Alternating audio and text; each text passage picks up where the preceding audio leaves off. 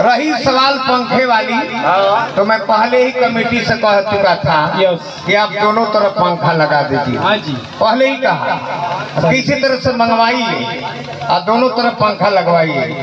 तो कमेटी का काम है पंखा ले जाना, तो वो दौड़ कर आए पंखा उठाने के लिए, नोचोत का तार भी खराब कर देता। वो ज्वाइंट किया गया है ना। Yes yes. बोलता मिस्त्री से ये इधर लाइए।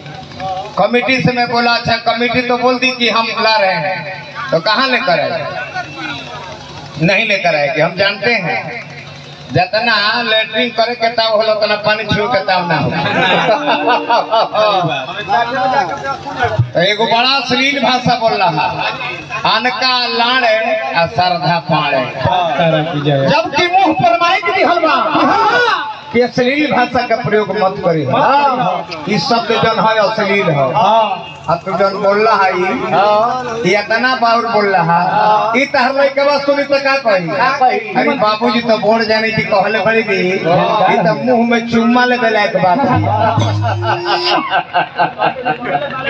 गलती ना बनी है। ये सब भाषा मत बोलो। 100 गो फूल के एक सूत्र में बांध के हमनी के माला दिया कि समाज के एक सूत्र में बनी हलू, मुंह पर माइक दिया कि लायक बात बनी हलू, पगड़ी बांध दिया जाए कि समाज के प्रतिष्ठा रखे हलू। तो समाज के प्रतिष्ठा ही रखला है जानका लड़े श्रद्धा पाड़े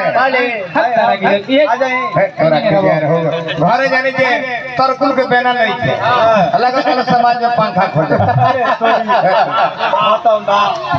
बाबू बोले हरिया में बेटा ना धैले बापा और